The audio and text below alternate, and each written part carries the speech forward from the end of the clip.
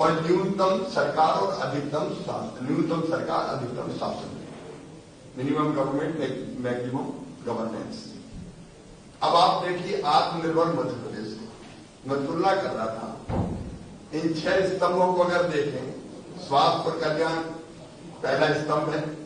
हमने आत्मनिर्भर भारत में शिक्षा, आत्मनिर्भर मध्य प्रदेश में जो हम लोगों ने चिंतन किया था और आत्मनिर्भर मध्य प्रदेश का ड्राफ्ट तैयार किया, तो उसमें शिक्षा और स्वास्थ्य हमने लिया। स्वास्थ्य और कल्याण में हमारा शिक्षा और स्वास्थ्य इस पर समाहित है। दूसरा स्तंभ है भारत सरकार ने जो बजट प्रस्तुत किया है, भौतिक और वित्तीय पूंजीगत अधोसंरचना। हमारा एक प्रमुख स्तंभ है भौतिक अधोसंरचना। जो पूंजीगत व्यय की बात हुई है, 5.5 लाख करोड़ रुपया इंफ्रा पे व्यय भारत सरकार कर रही है, उस पर अगर हम सोचे तो हमने भी भौतिक अधोसंरचना, आर्थिक गतिविधियां और रोजगार की प्रमुख स्तंभ माना था। तो ये भी एक है। आकांक्षी भारत के लिए समावेशी विकास, इसमें अगर आप देखेंगे तो समावेशी विकास में रोजगार अपने आप समाहित होता है। अर्थव्यवस्था और रोजगार हमने एक अपना स्तंभ रखा है, इसमें कवर हो रहा है। नव परिवर्तन, अनुसंधान और विकास, इसको मैं मानता हूं शिक्षा और सुशासन के अंदर ये स्तंभ भी हमारा सम्मिलित हो जाता है। मानव पूंजी में नवजीवन का संचार, ये भी शिक्षा से संबंधित है, अर्थव्यवस्था रोजगार से संबंधित है। और मिनिमम गवर्नमेंट और मैक्सिमम गवर्नेंस, ये टोटली सुशासन है। जो कई नए प्रयोग हम लोग सुशासन में कर रहे हैं, जैसे अभी हमने कृषि में, रेवेन्यू में अलग अलग जगह जो किए हैं, मोबाइल पे सारी सुविधाएं आपको प्राप्त हो जाएगी। तो ओवरऑल मैंने चिंतन किया तो मुझे लगा कि जो भारत सरकार सोचती है वही हम सोचते हैं। और कुल मिला के प्रधानमंत्री जी के सोच के साथ पूरा देश खड़े ही है, हम खड़े ही हैं। लेकिन हम लोगों ने भी काफी कुछ उस दिशा में कोरोना काल में हम लोगों ने एक्सरसाइज करके बनाया था। लगभग उसी लाइन पे ये बजट है, हमारे लिए प्रसन्नता की बात। और इसलिए मैं बात इसलिए कह रहा हूं कि हम जो करना चाहते हैं उसके पर्याप्त अवसर हमको इस बजट में मिलेंगे। कल मैंने अधिकारियों को निर्देश दिया था कि अपने अपने हर अधिकारी बजट सुने और अपने अपने विभाग का निकालें। आज मैं मोटी आउटलाइन जो मैंने समझी है वो आपके सामने इसलिए रख रहा हूं कि इस बजट से पूरा लाभ उठाना है मध्य प्रदेश के लिए, आत्मनिर्भर मध्य प्रदेश के लिए। अगर आप देखेंगे ओवरऑल प्रमुख चीजें, तो प्रधानमंत्री आत्मनिर्भर स्वस्थ भारत योजना के अंतर्गत 64,000 करोड़ रुपए की योजना प्रारंभ की गई। तो हमारा स्वास्थ्य और मेडिकल एजुकेशन दोनों ध्यान रख के इसका अध्ययन करके कैसे हम इसमें अधिकतम लाभ उठा सकते हैं। कोरोना वैक्सीन के 35,000 करोड़ का प्रावधान है, उसका लाभ स्वाभाविक रूप से अलग अलग राज्यों को मिलेगा। हेल्थ फैसिलिटीज के लिए क्रांति है, प्रधानमंत्री जी अभिनंदन के पात्र है। 137% अधिक राशि, इसका मतलब यह है कि बीमारी होने के पहले रोकने की भी व्यवस्था और हो जाए तो गरीब तक के पर्याप्त इलाज की व्यवस्था। इसमें आयुष्मान भारत जैसे भी आयाम सब सम्मिलित होंगे अगर हम देखेंगे। इसमें लगभग 2,23,846 करोड़ का प्रावधान। अब इसका फायदा हेल्थ और मेडिकल एजुकेशन जो हमारे मिनिस्टर है उनको पूरा उठाना चाहिए। इसका बारीकी से आप अध्ययन करो, आपके विभाग के साथ बैठो और क्या क्या पहल हमको करनी है वो हमको करनी चाहिए। फिर नया पोषण मिशन एक शुरू हो रहा है, तो कुपोषण दूर करने के लिए ये हमारे पास बजट की व्यवस्था इससे हो सकती है, क्योंकि हम लोग मानते हैं कि कुपोषण के मामले में हमको बहुत काम करने की जरूरत है। तो वो महिला बाल विकास और संबंधित विभाग को ध्यान देना पड़ेगा। फिर पूंजीगत कार्यों के लिए 5,50,000 करोड़ का प्रावधान इस बजट में है।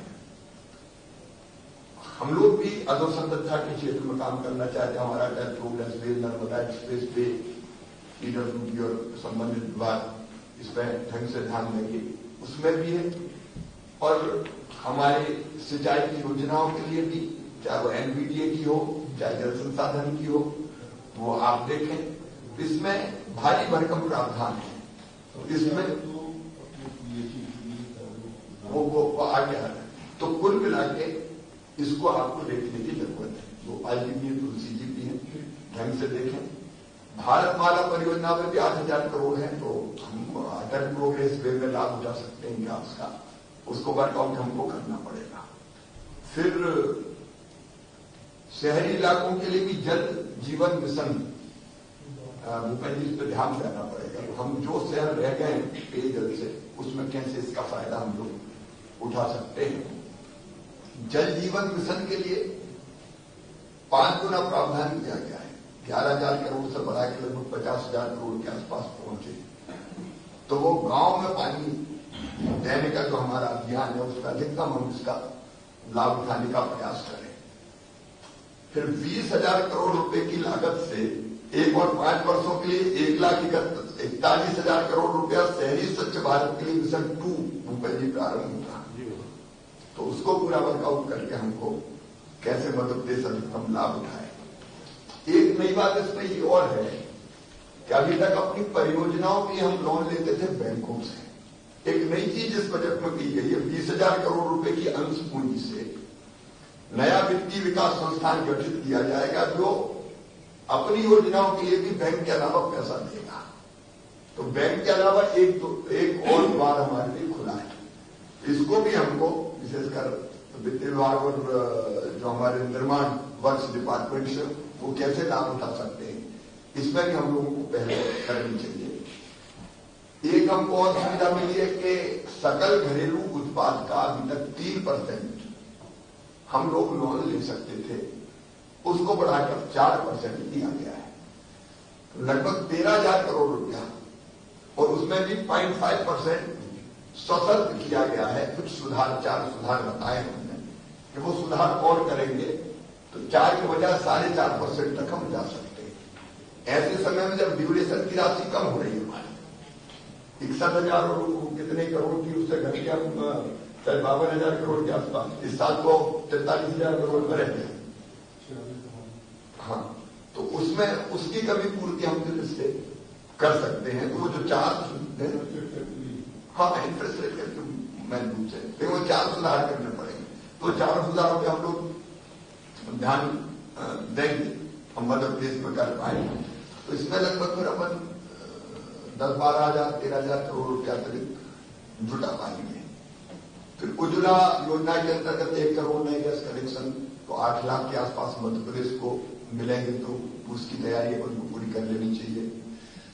फिर जनगणना डिजिटल होगी, 3500 करोड़ का प्रावधान उसके लिए, तो वो तो अपनी जनगणना के काम आएगा। बुजुर्गों को 75 आजादी के 75 वर्ष में 75 साल से अधिक उम्र के जो वरिष्ठ नागरिक थे, उनके आय का रिटर्न भरने से छूट दी गई है। एक हमको विशेषकर हमारा जनजातीय विभाग मीना ने, हम लोग को ध्यान देना पड़ेगा। 750 नए एकलव्य स्कूल में से मैक्सिमम हम ले आए, तो उसकी तैयारी पूरी हमको करनी पड़ेगी कि कैसे हम ये स्कूल हम लोग ले पाए।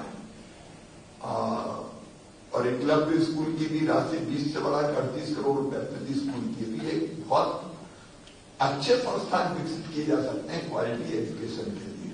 उस पर हमको ध्यान देना पड़ेगा। एक जो 7 नए टेक्सटाइल पार्क की बात की, इनमें से तो लपक नहीं है हमको हर हालत में। उद्योग और एमएसएमई दोनों मिलकर इस पर ध्यान देंगे, क्योंकि अपने यहां टेक्सटाइल सेक्टर में वैसे भी काफी निवेश आया। हम एक टेक्सटाइल पार्क तो मध्य प्रदेश में आए ही, उसकी हम कोशिश कर सकते हैं। और डेडिकेटेड फ्रेट कॉरिडोर के अंतर्गत 3 नई परियोजना में से एक मध्य प्रदेश के इटारसी से आंध्र प्रदेश की विजयवाड़ा तक विकसित होगी, तो स्वाभाविक रूप से उसका लाभ हमको मिलेगा। रेल से संबंधित मामलों में भी काफी 1,10,000 करोड़ रुपया रेलवे में आएगा। तो हम अपनी रेल परियोजनाओं को कैसे समाहित कर पाए, कैसे समाहित कर पाए। फिर कुछ और ग्रामीण विकास ध्यान देगा। मनरेगा में 73,000 करोड़ का प्रावधान है, 61,500 करोड़। कोरोना में हालांकि ज्यादा लेती, मनरेगा अनटाइड फंड जैसा है अपने पास, जितना ज्यादा हम लाएंगे उतना हम ग्रामीण क्षेत्रों में पूंजीगत काम करवा सकते हैं। राष्ट्रीय स्वास्थ्य मिशन के लिए मैंने बताई 37,130 करोड़, आजीविका मिशन के लिए भी 10,005 करोड़ पहले थे, अब 14,473 करोड़ है। तो ये जो महिला सशक्तिकरण का काम जो हम लोग कर रहे हैं सेल्फ हेल्प ग्रुप के माध्यम से, इस पर पूरी ताकत लगा देना है कि एक नई ताकत है। और प्रधानमंत्री जी उस दिन मन की बात अगर आप लोगों ने जिक्र किया, मीना राणा की अपनी बालाघाट की, उन्होंने बंद राइस मिल खरीद के चालू कर दी महिलाओं में, जबरदस्त ताकत है बहनों में। तो ये राष्ट्रीय आजीविका मिशन का उपयोग करना पड़ेगा। मध्याह्न भोजन का लगभग जैसा था वैसे ये 11,000 करोड़ था, 11,500 किया गया है। प्रधानमंत्री आवास योजना का सहम में 27,500 का 27,500 करोड़ ही है, उसका भी लाभ उठाना है। स्वच्छ भारत मिशन का 600 करोड़ पहले था, 600 करोड़ अब है। स्वच्छ भारत मिशन ग्रामीण का 9,994 करोड़ पहला था, अब भी है। अमृत और स्मार्ट सिटी का भी सेम 13,750 करोड़, अब भी 13,750 करोड़ है। पोषण 2 करके जो मैंने बताया नया कार्यक्रम लॉन्च हो रहा है, वो पोषण दूर करने के लिए, वो 20,000 करोड़ का, उसको बहुत ध्यान हमको देना है। राष्ट्रीय सामाजिक सहायता कार्यक्रम लगभग 9,200 करोड़ का एक नहीं रहता है। जल जीवन मिशन 11,500 करोड़ से बढ़ाकर 50,011 करोड़ किया गया है। ये अपने आप में एक बहुत बड़ा कदम है। हालांकि केंद्र सरकार फ्री में कुछ नहीं देती, 50-50 करो, 60 का नहीं, ये जल जीवन में 50-50 है, तो जितने वो देंगे इतने यहां से लेंगे। तो ये सब योजना में यही है। तो हम अपना बजट बनाएंगे तो उस हिसाब से बनाएंगे। वहां ऐसा नहीं है कि इतने ले जाओ, वहां तो ये कितना लाओ तब इतने ले जाओ। तो अपने बजट को उस हिसाब से बनाना पड़ेगा। प्रधानमंत्री ने 3,000 करोड़ कार्य, हाँ 3,000 करोड़ तो 3,000 करोड़ अपन को व्यवस्था करनी पड़ेगी। एक साल में 6 देते हैं, हाँ, तो वो ह्यूज, मतलब कुल मिला के एक चीज हम पेयजल से जो कई दिनों से मैं कह रहा हूं घर घर नल लगा के स्वच्छ पानी देना है, वो सपना हम लोग इससे साथ आपकी एक सर्वे अपन जल निगम से भी पानी प्रदान कर रहे हैं, पेयजल जो अपने निगम में, और ये जल जीवन निगम मिशन भी आ गया है। तीसरा रीजन क्या है कि 15 वित्त आयोग की जो गाइडलाइन है नागरिक विकास मंत्री दे रहे हैं, इसमें 50% राशि इतने पेयजल के लिए आप तो 33 संस्थाएं काम कर रही है, वो 50% जो है उसके लिए आप किसी दूसरे मंत्री, हाँ गवर्नमेंट कर सकते हैं। आज मैं विचार कर रहा था कि आज तो हम वो स्कूलों के बारे में प्रेजेंटेशन करेंगे, जो उत्कृष्ट विद्यालय हम खोले, सीएम राय मैंने कहा था हमको बदलना चाहिए। अगली बार इस पर प्रेजेंटेशन हाँ नहीं, वो अपन देख के करेंगे पूरा, तो उस पर चर्चा करेंगे। उसमें पंचायत में बहुत काम हो रहा है, मानव क्या रहता वो अपन पूरा उसका तर्कपूर्ण बंटवारा करेंगे, जिससे पैसे का अपव्यय ना, उस पैसे को दूसरे काम में लगाने लगा। अभी तो वैसे क्या है, अधिकांश पंचायत बिजली का बिल भी नहीं भर रही, तो इसमें बिजली का बिल भरवा दें तो कंपनियों के लिए थोड़ा बहुत राशि उनको मिल जाएगी, वो अपन सोच के करेंगे। अगली कैबिनेट में इसका एक प्रेजेंटेशन रखेंगे। और नेशनल इंडस्ट्रियल कॉरिडोर, उसके लिए भी 1,200 करोड़ पहले थे, अब 2,000 करोड़। इस पर भी हमको ध्यान देना पड़ेगा इंडस्ट्रियल कॉरिडोर पे। तो मैं ये विषय मैंने इसलिए आपके सबके सामने रखा कि हम लोग सतर्क और सजग रह के केंद्रीय बजट से मध्य प्रदेश के लिए अधिकतम कैसे जुटा सकते हैं, उसका प्रयास हमको तत्काल प्रारंभ करना पड़ेगा। और उसके लिए आप आपके विभाग के साथ बैठ के रणनीति बनाए, योजना बनाए। और जैसे मैंने कहा कि दिल्ली भी हमको जाना चाहिए, कुछ मेरे साथी मंत्री दिल्ली प्रवास करके आए हैं, उसका निश्चित तौर पर लाभ देंगे। ये तो प्रयास करने के ऊपर है, कौन कितनी कोशिश कर रहा है।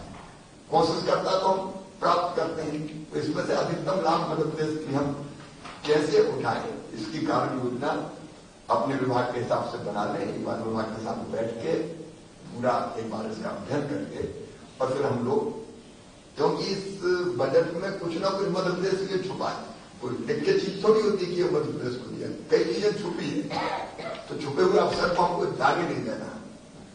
और मैं मानता हूं कि आत्मनिर्भर मध्य प्रदेश के निर्माण में ये बजट क्रांतिकारी काम करेगा। हमको इस पर ध्यान देना है, इसलिए मैंने ये विषय आपके सामने रखा। एक और 15th फाइनेंस कमीशन के अंतर्गत भी हमको राशि मिली। न्यायपालिका के लिए अनुदान 690 करोड़ रुपया, प्रधानमंत्री ग्राम सड़क योजना में निर्मित सड़कों के रखरखाव को एक दिक्कत हमें आ रही थी, अभी जब विश्लेषण आएगा तो मंडी टैक्स हमने कम किया तो मंडी की आय 83% कम हो गई। तो हमारे सामने समस्या है कि पहले मंडी से देते थे सड़कों के रखरखाव की, अब वो राशि हमारे पास नहीं है। इसमें उसका भी प्रावधान 2109 करोड़ 5 साल में, 5 साल में, तो ये राशि हमारे पास आएगी।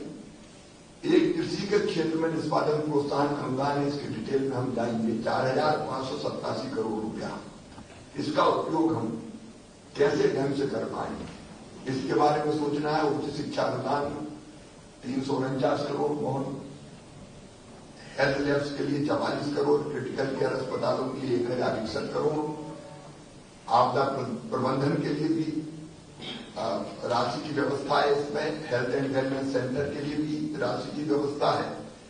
शहरी स्वास्थ्य केंद्रों के लिए भी अनुदान है, प्राथमिक स्वास्थ्य केंद्र, और 10 लाख से अधिक आबादी के जो शहर हैं उनके लिए भी, और शहरी निकाय और ग्रामीण निकायों के लिए भी अनुदान है।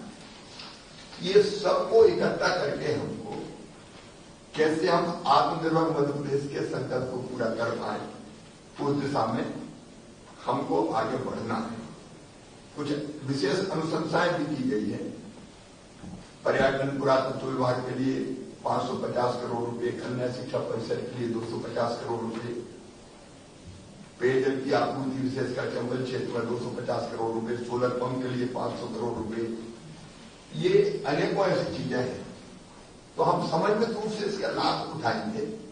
अब मेरे मन में उत्सुकता थी कि मैं सारी चीजें आपके सामने रखूं, क्योंकि कोई चीज अंदर जब आती है तो मैं चाहता हूं हम शेयर करें इसको सब आपस में, और कैसे इसका बेहतर उपयोग कर पाए, उस दिशा में हम लोग जी जान से आज से प्रयास करें। मुझे ये बताती हुई प्रसन्नता है कि हमारे कई मंत्री साथी एक्स्ट्राऑर्डिनरी प्रयास कर रहे हैं और लगातार काम में लगे हुए हैं। मुझे लगता है कि बाकी सबको भी जुटने की जरूरत है। तो हम जुट के काम करेंगे तो 3 साल में बदल लेंगे मध्य प्रदेश, सचमुच में। पूरे आत्मविश्वास से भर के अपना सर्वश्रेष्ठ झोंक के इसमें काम करें, अपने विभागों के साथ बैठ के कार्य योजना बनाएं, और जब जरूरत आपस में भी करने की जरूरत पड़ेगी तो हम आपस में भी बात करेंगे, तो भारत सरकार से भी टाइप करेंगे। इतनी मुझे प्रारंभ में कहना था। आज एजेंडे के बाद एक तो सर्व संसाधन संपन्न शालाओं के बारे में, और एक विश्वास को मैंने पिछली बार कहा था विभाग में कुछ मंथन किया है। मैं चाहता हूं हर एक विभाग में ऐसा मंथन हो और मंत्री अपना सर्वश्रेष्ठ दें, तो वो चीजें आप लोग हर एक डिपार्टमेंट करेगा तो एक